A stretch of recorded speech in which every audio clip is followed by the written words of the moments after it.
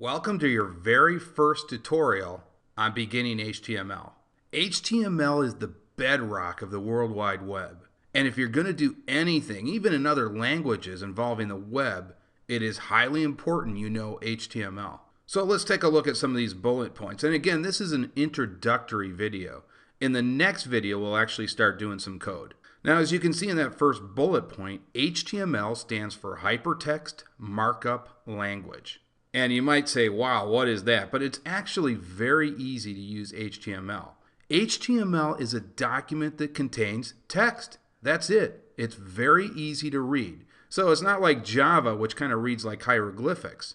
HTML is just a document that contains text. So it's similar to like Microsoft Word or even Notepad or WordPad. So again, it's very easy to read. Now, once you've created your HTML document, web browsers can read and display documents that contain HTML. So Firefox, Google, Internet Explorer, they all do the same thing. They're going to take that document and display it to the user. Okay, so let's move along to the next slide. So it's all about tags in HTML. And as you can see in that first bullet point, all tags have angle brackets. So in that next bullet point, this is a body tag right here with its two angle brackets. And so that by itself is a tag. Now, every tag has a closing tag, which is right here. And then we put something inside those tags. So it's like the yin and the yang in the universe. If you have an opening tag, you got to have a closing one. And the closing one right here is identified by this slash. So it's that simple. There's a start and an end. So one's the start tag, and the one with the slash is the end tag. Now together with all the tags and whatever we put inside those tags, they are called a markup element. And so basically a markup element is a set of tags that has something that goes inside of it. That's all it is. Now I also want to point out here is we're just using the body tag as an example.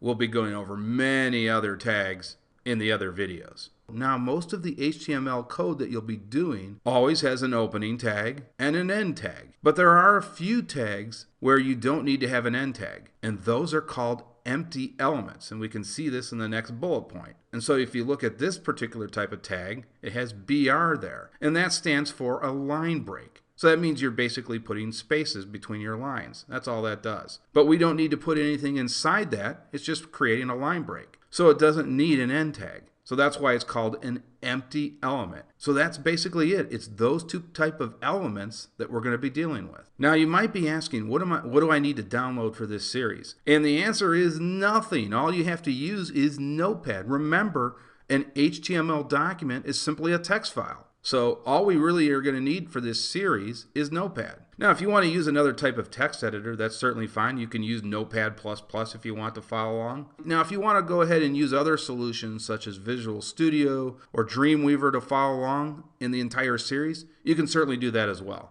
But I'm just going to be using Notepad. Okay, that's it for this introductory video. I will see you guys in the next video where we will do our first web page.